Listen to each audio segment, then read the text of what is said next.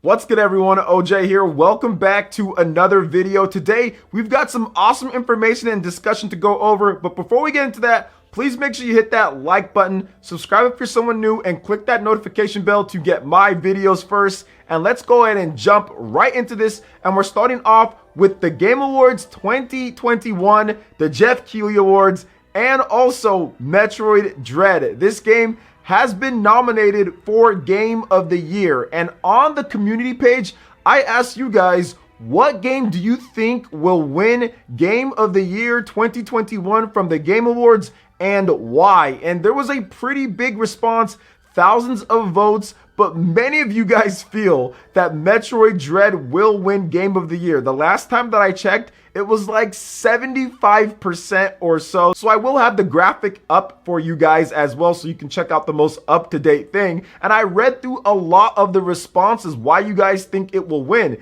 And it's funny because obviously I do a lot of Nintendo content on this channel. We all love or like Metroid Dread. It was a game that did a lot of success when it comes to on the channel here. You guys enjoying it, you guys watching it, the reviews, the gameplay, the trailers, all of that stuff was really cool to go over. So I already know that you guys are loving Metroid Dread, but the other games on the list I do think have a shot. But let's talk about this because some people feel that Metroid Dread has a realistic shot, then other people feel that it doesn't. But here's the thing that I'd say about this year more so than any other year. There is no singular game at the Game Awards 2021 this year that has over a 90 average or even a 90 average or above when it comes to the most reviewed platform that it's on the Metacritic score.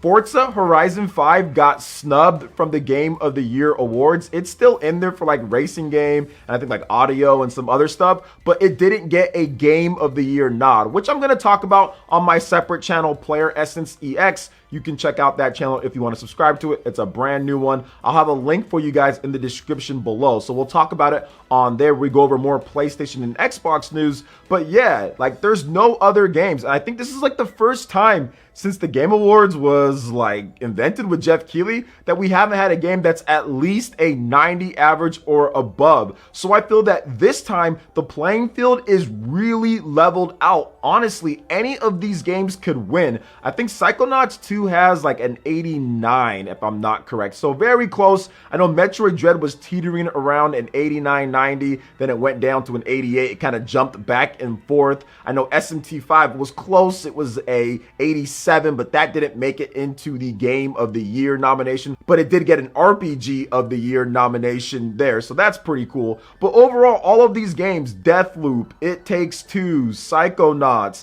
Resident Evil Village is really the game that's kind of the odd man out. It has an 84 on Metacritic compared to all of these high 80 scores, 88s and 89s. Ratchet & Clank is right there with an 88, 89 as well. So I think that this is going to be one of the most competitive and closest voting for Game of the Year. Usually you have a overwhelming Game of the Year or you have a 90 plus in there as Game of the Year. It happens all the time. Heck, even going back to one of the most controversial Game of the Years, which had Death Stranding and Control, two games rated in the lower 80s or so, we still had Super Smash Bros. Ultimate and Sekiro with the 90 plus on there, and even Resident Evil 2 Remake as well. So there was a number of games with those higher scores, and Sekiro ended up winning. Last year as well, we had The Last of Us Part 2, which had a very high score of like 94, 95 plus. So it was a very high score. But this time there is no, I would say, overwhelming favorite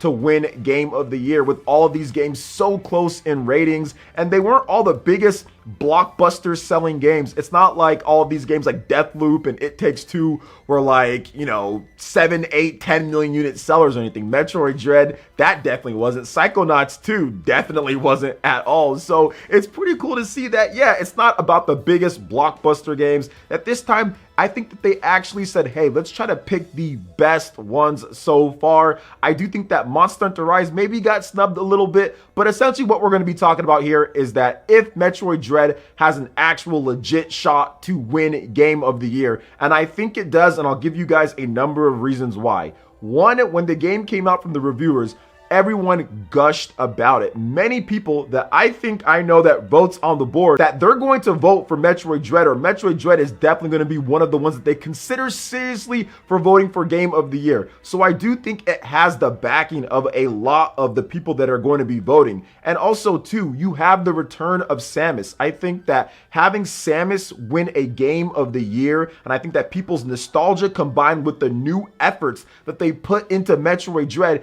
can really kind of spur some more votes towards the game. Now, Nintendo did also have a accurately timed MPD report as well, talking about how much the game sold. They had the demo on there. So even if you're one of those reviewers, maybe you didn't get a chance to play it, maybe you try out that demo and say, okay, hold up, maybe I should play this game before I cast my vote on there, before I cast it for Ratchet and Clank or a game that I played before, Resident Evil Village. Let me check this one out. So I think Nintendo played this one pretty good. Now, that's probably a coincidence, but I think that they're using that to their advantage as they announce the sales numbers for Metroid Dread, want to get more people excited about it, have that demo on there, and continue to post tips and other things about Metroid Dread. So I feel that it's all kind of working into place why Metroid Dread has a legit shot at winning Game of the Year. And I also think that if you look at it, especially with some of these games. Now, I know I'm not going to spoil anything for you guys, but if you look at the lasting impact or what this could do for the franchise or the ending and how it kind of played off,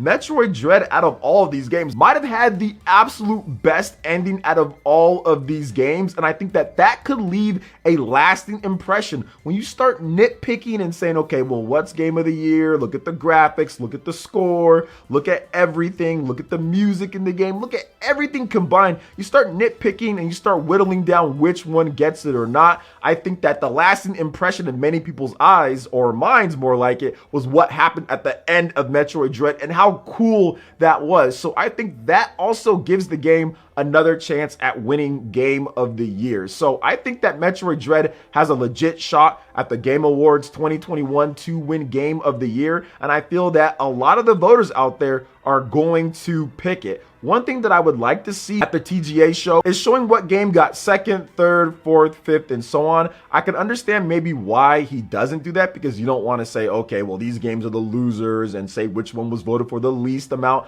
But it would be nice just to know how close the race is, right? I think that'd be pretty cool just to see the differences in percentages and all that. And on top of that, I think that there's going to be a lot of fan momentum for Metroid Dread. There was a lot of controversy surrounding this game, if it's worth 60 or not. And I think that the answer has already been solved at this point with the reviews of the game, but also with the Game of the Year nomination. Absolutely. If it's good enough to get nominated there for Game of the Year, then it's definitely good enough to be worth that price for many people out there, as they see it as a super high quality game with great replay value, in addition to great cinematics and also gameplay, puzzles, everything that you can do inside of a Metroid game. Putting it all together has made it a Game of the Year candidate. So I'm very happy about Metroid Dread, as I think it's definitely the Game of the Year, because I did my own voting where I talked about that, and also on my live stream. You guys can make sure to check out my live streams, hit that notification bell just so you know when I go live and everything. But I actually voted as well, and Metroid Dread was definitely my Game of the Year. I actually whittled it down between the nominees that they had on there, at least between Psychonauts 2 and also Metroid Dread. Ratchet and Clank was there. There was definitely some good stuff to think about in there. But when you put together everything when it comes to all the games, the ending, how that played out, the story, the gameplay, everything, I feel that Metroid Dread is the most complete game out of everything there that I played and everything that I know about. So I think that Metroid Dread has a very good shot. It's definitely my Game of the Year, and we'll see. This will be probably the most competitive Game of the Year voting since its inauguration, like a number of years ago. I think that this is going to be the most competitive one. But outside of the Game of the Year stuff, people are excited about the announcements. Could we get a Metroid announcement? Since Metroid Dread is being so featured, it's been nominated a couple different times into the Game of the Year. Could Nintendo drop the bomb when it comes to it and show Metroid Prime 4, Metroid Prime Remake, something at this to spur more interest in picking up Dread? I think that's also a very high possibility. So I'm definitely looking forward to seeing if Nintendo does that. Now, I am going to talk about a couple of other things when it comes to different gaming news. So let's go in and let's jump into that, because Bandai Namco seems to be doing stuff that I don't ever like. And I'm not sure why Bandai Namco keeps doing these things, but they are continuing to do these things when it comes to it. So let's talk about this new Dragon Ball Z game that was announced. So Bandai Namco has announced Dragon Ball The Breakers for the PlayStation 4, Xbox One, Nintendo Switch, and PC. This is an asymmetrical multiplayer online game. So publisher Bandai Namco and developer Dimps have announced asymmetrical multiplayer online game Dragon Ball The Breakers for the PlayStation 4, Xbox One, Switch, and PC, and it will launch sometime in 2022. A closed beta test for the PC is coming very soon. Here's an overview of this game, and I'm not going to spend too much time on it because Bandai Namco copyright claims everything and I can't put the footage for you guys. But essentially, the Breakers consist of 7 versus 1 matches where 7 normal survivors have been sucked into a mysterious phenomenon called the temporal seam and must contend with the overwhelming power of the 8th player, the franchise iconic rival Raider, whose task is to obliterate the survivor team. The survivors don't have any superpowers and must rely upon various power-up items, weapons, and pilotable vehicles to battle and evade the Raider while searching for the super time machine to escape oblivion. Concurrently, the Raider will also be able to play as Cell, Boo, or Frieza and amass overwhelming power to destroy the survivor team throughout the match, ensuring complete dominance. So essentially what this is, it's the Friday the 13th, it's Death by Daylight, but it's Dragon Ball Z. Now, you will be able to customize, which gives you access to design your avatar and use different skins and earn equipment with in-game credits. Now, if you want to hear more information about this game, I will have a link for you guys in the description. You guys can check out this Dragon Ball The Breakers game. I'm not so sure about it. They keep on trying these anime, online, weird multiplayer games. Naruto to Boruto, Shinobi Striker, Jump Force. There's been a number of games that they've tried to push with these weird online and stuff like that, and it's just not for me. But for those that are excited for this, what do you guys think about it? How do you feel about it? Let me know in the comment section below. All right, and moving on to the final topic here, guys, we have a very interesting collaboration, but something that we probably saw coming, and that is Monster Hunter Rise cross Sonic. Yes, it's finally happening. So Capcom will launch a Sonic the Hedgehog collaboration in Monster Hunter Rise starting on November 26th. The company has announced. Now, you can roll around at the speed of sound, collecting rings to beat some classic compositions from the Sonic the Hedgehog series. You have 3 unique Sonic and Tails armor sets. Complete the collaboration quest to unlock layered armor that will transform your Palico into Sonic and dress your Hunter and Palamute into Sonic and Tails themed clothing. You have your Sonic wear, layered armor for the Hunter, and Canine Tails layered armor for your Palamute. You have the Sonic costume layered armor for your Palico, and you can harness the power of the Chaos Emeralds and transform your Palico into Super Sonic. Wow, there's a lot of stuff to go on there. You guys are checking out the trailer here. It's Sonic in Monster Hunter Rise. They do these collaborations all the time. I think that there was one for Monster Hunter 4, like that game on the 3DS. They did have like a collaboration with Sonic on there, so it makes sense that they're continuing to do this. It's a good collaboration. People love Sonic, people love Monster Hunter. I mean, I guess you can't go wrong. It does look a little bit goofy, but that's the whole point. Monster Hunter has a bunch of goofy looking stuff in the game, so the whole point is to look goofy, and this is just another one of those collaborations that they're doing in order to enhance the appeal of Monster Hunter Rise in addition to of the Sonic franchise. So it benefits both of the companies. And on top of that, Monster Hunter Rise is going to be on sale for $25 on Black Friday. So you can go out and pick it up for a cheap price and get into some Sonic action with your Palico and also your Hunter. So what are your thoughts on all the different topics that we discussed here, from what's going on with Metroid Dread at the Game Awards, maybe some of the cool surprise reveals that we could get, in addition to this Dragon Ball game that we're getting,